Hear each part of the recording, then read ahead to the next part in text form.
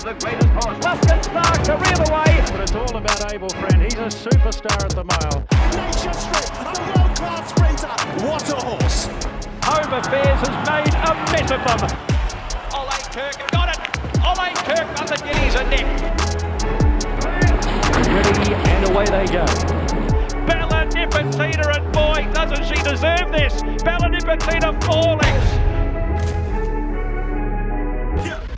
And she's extreme for Anthony Cummings. The Cummings name lives on in the Oaks. Marzu's won the 10,000. Ice Bath, holding on Ice Bath. Such a trier, such a brave bear and won it. In the Congo kicks, and in the Congo won the Golden Rose. Tuvalu draws clear and won the Durack. Zoo Gotcha, big win in the flight stakes. Show me 66, put the nose in front. Wow!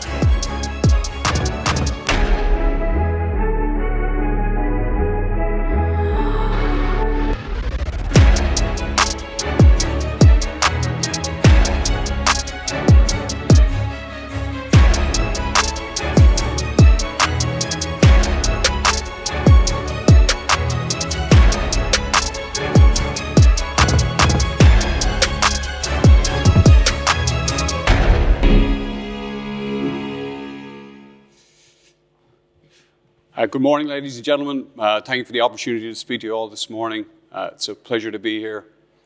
Please excuse the shameless plug at the start of the presentation, but Chris Waller's here and we have a sale in a few weeks, so opportunity to maybe sell my horse to Nice as well. I really enjoy that video because we have one of the most emotive sports, one of the most emotive spectacles you can possibly imagine, and I think that video encapsulates that very effectively. I'm a little bit nervous. I saw Gary and Andrew speak yesterday. I'm a racing insider. I don't understand Gen Z, so I had a lot of things to worry about last night. But I'm here this morning to talk about the owner. And if I could just ask anybody in the room who owns a share in a racehorse, who has owned a share in a racehorse, to please stand up.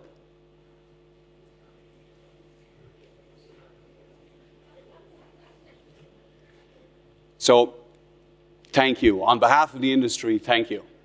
Because without wanting to be controversial, without the owners, we have no sport. I don't want to be disparaging about the punters. The punters have a fundamental role to play in the funding of our sport. But without owners, we have nothing. It's without their sporting endeavor and their sporting inclination, we just wouldn't have a sport that we enjoy so much. Who are racehorse owners? Well, as Denise said, racehorse owners are anyone. They can come from anywhere.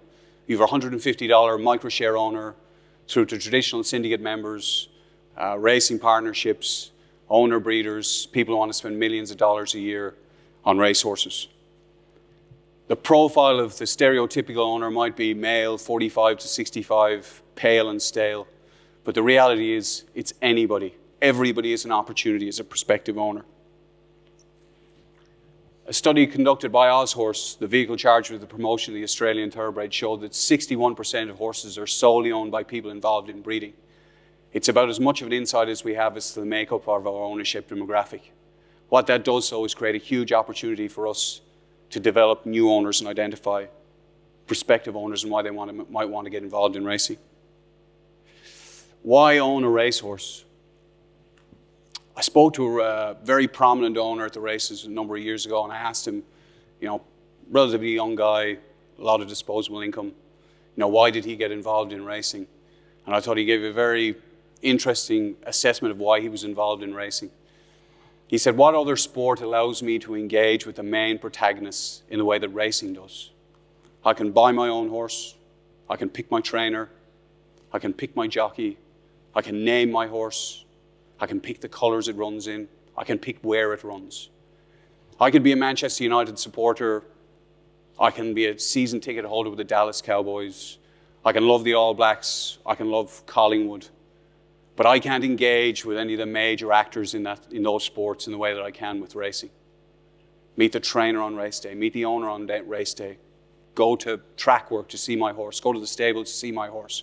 It is a fantastically fulfilling experience.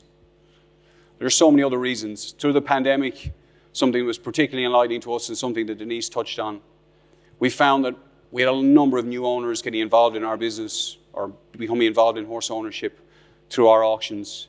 People who found that their social lives were inextricably linked with their work. During the pandemic, no work, no social life. People were looking for another outlet to try and meet new people, get involved in different ways. They saw racehorse ownership as a fantastic way to get involved in different networks of people, experience the adrenaline that racehorse ownership can give you. Sorry, I'm not as composed as Gary and Adrian were yesterday, or Andrew were yesterday. I'd like to use Australia as something of a case study for racehorse ownership. Back in 2007, 2008, the returns to owners, the pool of returns to owners was something in the region of $403 million. There were 18 races for $1 million or more, 62 Group 1 races. That was the last season that returns to owners didn't increase year on year in Australia. Fast forward to today, the last completed season in Australia, the returns to owners were in excess of $855 million. Yesterday saw the 90th race announced that's going to be run for $1 million or more through the 2023 season. The all-age stakes with prize money increased to $1.5 million. The returns to owners in this country are really quite extraordinary. And these figures equate to a race for $1 million or more being run every 4 days during the Australian season. It's really quite extraordinary. And that's why an Ozhorse study recently shows that 1 in every 254 people in Australia own a share in a racehorse. That equates to over 105,000 individual owners. Now compare that to Britain, and not picking on Britain, but compare that to Britain, a country with a population of 68 million people, and they have 14,000 registered owners according to the BHA's most recently published figures. What does Australia do well? Well, the reality is that the ownership structures and access to ownership, it's the most accessible it's the most accessible country in the world in terms of ownership. The States, Ireland, France, Korea, Hong Kong, Japan, all have fantastic incentives to owners, but Australia has the most accessible, open, and lucrative racing economy in the world. And that's why so many people want to own racehorses here. Just consider the simple things, however, outside of the prize money. The little things that people do well, the experience. If you haven't been to a race day in Australia before, I compel you to go to the races on Saturday. Recognize the responsibility the main protagonists take in enhancing the experience. The accessibility of trainers, the accessibility of the owners, the accessibility of the jockeys. All the main actors are very conscious of their responsibility to grow and promote the sport and do so with great aplomb. One of the most interesting things for us is educating people on our sport. We generate an awful lot of content through our business, promotional content. The content that we consistently get the most positive feedback on is the educational content. People want to understand our sport. They want to learn about what happens. They want to learn about what we do. They want to know more about it.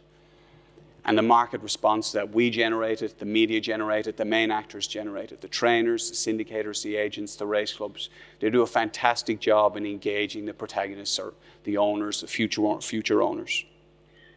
Other little things that are hugely important are the role of the media in Australian racing. The media do a fantastic job for our sport. I came here 15 years ago and was terrified of the prospect of there being no racing post. I couldn't understand how I was going to know what was going to happen here every day in terms of racing. And having been here for that length of time now, I understand that in actual fact, potentially the racing post is a negative for racing in Britain. It takes it out of the main papers. They don't cover it anymore. They say that people want to read about racing, they buy the Racing Post. They don't buy the Times. They don't buy the Telegraph. Whereas in Australia, all that racing coverage comes through the mainstream media. It's on the news at night time.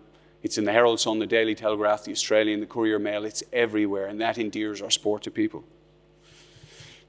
Other little things that are hugely important are the owner experience. I mean, Denise has alluded to it, Chris has alluded to it. Owners are actively engaged by trainers, by race clubs, by syndicators, by agents. It's done very, very effectively. Owners are made to feel special. I'll give you a simple example of a slow horse that I own in training, and this is consistent with the sort of reporting you get every week in Australia. Looking to race today, so he's feeling well. Still quite an immature sort of frame. He's obviously doing really well, but there's still some improvement to come. Drawn a pretty good barrier at Wyong. We'll sit a little bit closer, and he's in winning form. Can you just give us a look at him, Ramana? Can you give us a look at him, please? Just so you guys can have a good look at him. He's just done one lap just to make sure he's feeling nice and sound.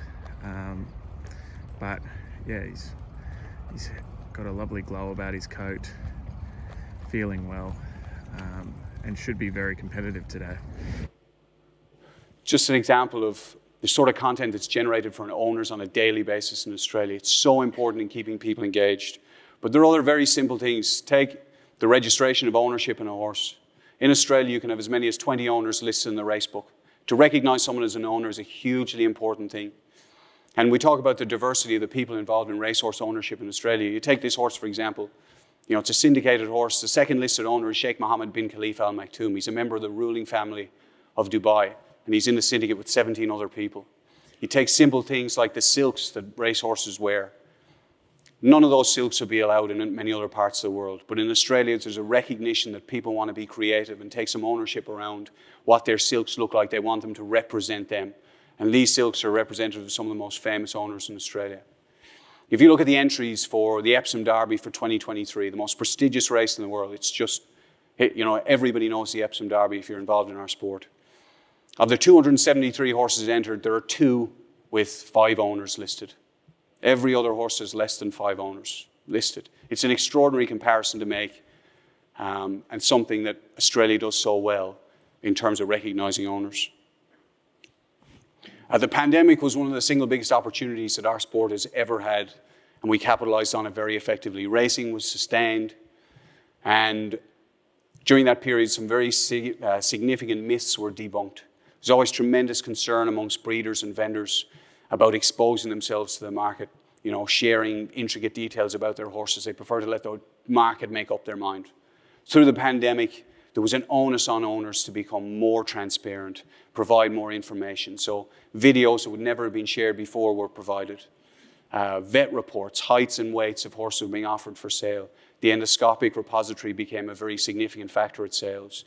And vendors recognized the confidence that was giving the market, and in turn the market grew. So in the period from 2023 through to 2019, this yearling sales market in Australia grew in value from 253 million to 467. But in the 2 years since 2019, or 3 years since 2019, those figures have skyrocketed further. And in 2022, the yearling market was worth 632 million in Australia. All because of the added confidence that this added transparency and disclosure has given the market. The digital world has been another massive factor in developing the ownership base. In 2017, Inglis ran its very first digital sale. It cleared 28%, the turnover was 280 grand, so it would be not unreasonable to say that it was an absolute disaster. 5 years later, the digital market in Australia was worth $110 million in 2022. Again, vendors recognizing the value of transparency and disclosure. It's become the single biggest entry point for new owners in our business. I cite the example of Nick Dimitrakis. Nick Dimitrakis enjoyed watching racing through the pandemic. He'd never been involved in racing before. He decided he wanted to buy a share in a racehorse. In September 2022, he wanted Inglis Digital. He bought a share in a horse called Private Eye. He paid $60,000 for 5%. 3 months later, that horse had won 2 races and earned $4.2 million in prize money. Nick knew nothing about racing, but he went onto the digital platform, found it easy to navigate, enjoyed all the details that had been shared, and now he's an owner for life.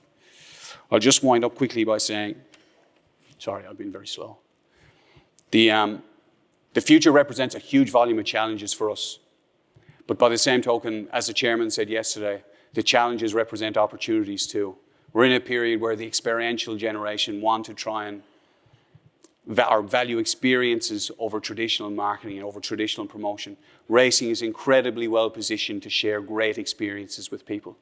Social license is hugely important in our business. I want to give a special mention to Vicky Leonard at Kick Up, whose platform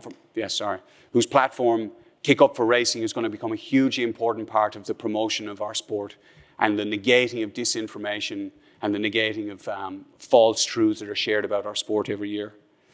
And hopefully over the years we can learn to engage Gen Z and understand what they want from our sport. The one other thing in closing I just want to say, while Gen Z is hugely important to the future of our sport, I cannot stress enough the importance of us enhancing the experience of existing owners. Those owners are ambassadors for our sport. If we can give those people a positive experience and create a situation where they're prepared to endorse our sport to other participants, we'll continue to grow the ownership base and continue to have a very healthy sport going forward. Thank you.